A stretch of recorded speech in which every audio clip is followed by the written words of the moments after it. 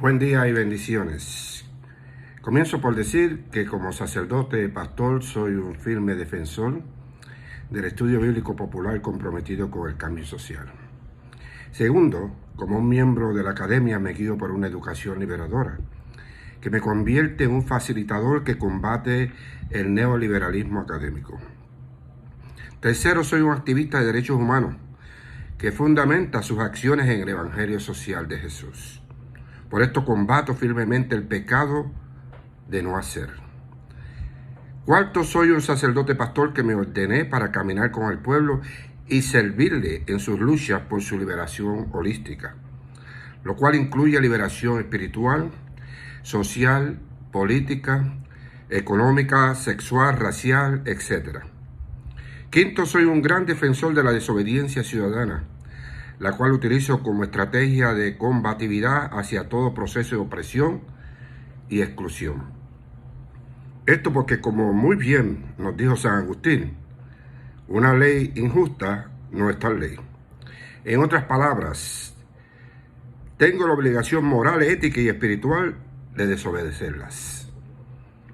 Sexto, soy el fiel creyente que el proyecto de liberación salvífica de Jesús no es una manera de pensar, sino una manera de actuar. Una manera de pensar y actuar. La combinación. La práctica de este evangelio me obliga a salir de mi zona de confort y a aceptar las consecuencias por haber salido. Y por esto sostengo que se puede pecar no solo por comisión, sino también por omisión. Muy bien lo dice la Biblia, Santiago 4:17. Al que sabe hacer lo bueno y no lo hace, le es pecado. Esta fe de acción me lleva a tomar posiciones teológicas, sociales y políticas, las cuales para mí siempre se interconectan, se interrelacionan y crean unas interdependencias. Si no salgo a practicar esta fe de acción, entonces entro en lo que se llama una teología del camaleón. Y séptimo, no creo que sea posible divorciar la política de la iglesia. Mucho de lo que se hace en la iglesia es político. Lo que sí es posible es evitar que la política partidista entre en la iglesia. Por cuanto no es posible divorciar la política de la iglesia, y están errados esas personas que dicen, no hablemos de política. Ya empezamos a hablar de política. Lo que sí podemos determinar es con qué tipo de política es que voy a lidiar, porque no la puedo evitar. Yo me inclino más a una política de liberación, una política de transformación que condena todo tipo de opresión y exclusión, todo aquello que atenta contra la creación de Dios. Por lo tanto, no podemos guardar silencio y no podemos darnos por vencidas o vencidos mientras nuestro gobierno está financiando un genocidio por todos lados, mientras las fuerzas israelíes masacran a innumerables palestinos y palestinas. Estados Unidos y varios países de todo el mundo respaldan plenamente las acciones de Israel con dinero y alma. ¿Y qué es lo que usted espera? ¿Que yo me quede aquí callado, sentado, haciendo nada? Pues no me da la gana de pecar por inacción. ¿Cuál es el número de muertos humanitarios causados por la ofensiva de Israel hasta este momento? El número de muertos por el genocidio israelí en Gaza está a punto de superar las 20.000 personas. Así lo afirman funcionarios de salud en Gaza. Para decirlo de otra manera, más trágico, casi el 1% de toda la población del territorio ha sido asesinada por las fuerzas israelíes en solo 2 meses y medio. Y tú y yo estamos celebrando, dizque, las navidades más largas del mundo, las mejores del mundo, aquí en Puerto Rico. Bueno, si no añadimos esta realidad a nuestras navidades, estamos pecando por hacer nada.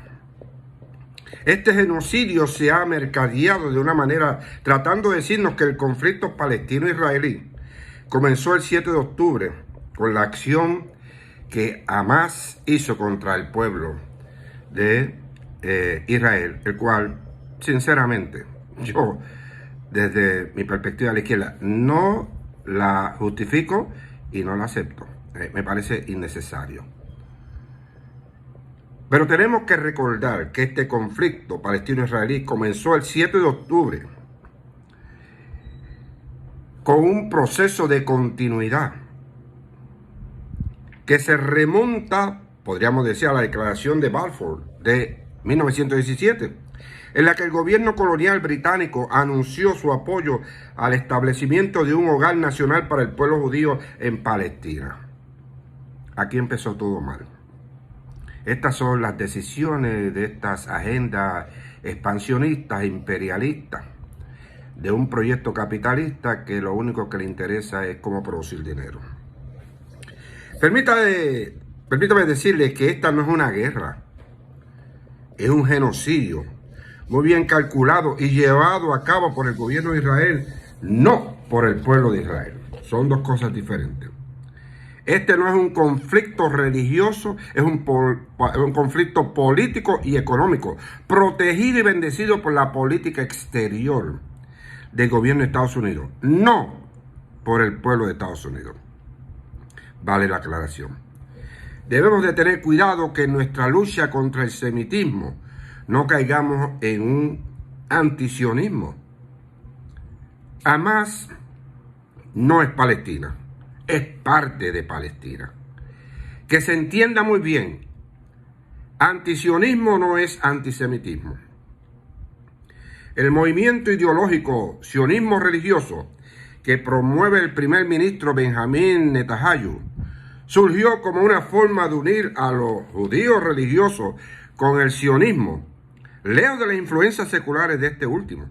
Si bien el reclamo nacionalista del pueblo judío sobre la Palestina histórica era central para el pensamiento sionista tradicional, para los sionistas religiosos, el concepto de que la tierra de Israel era prometida por Dios al pueblo judío era central.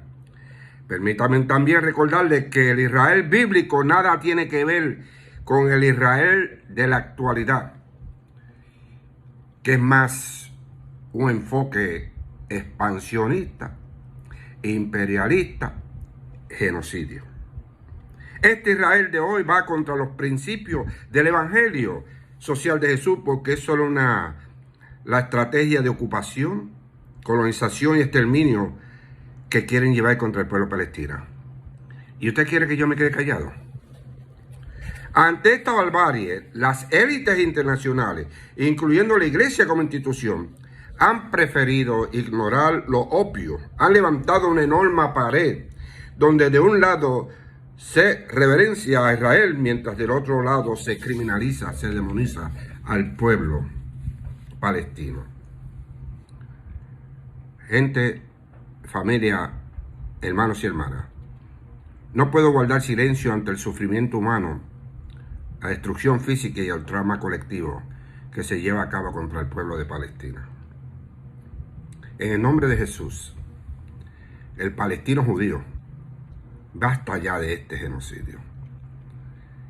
Rompamos el silencio, destruyamos el pecado de no hacer y hagamos algo, aunque sea romper el silencio.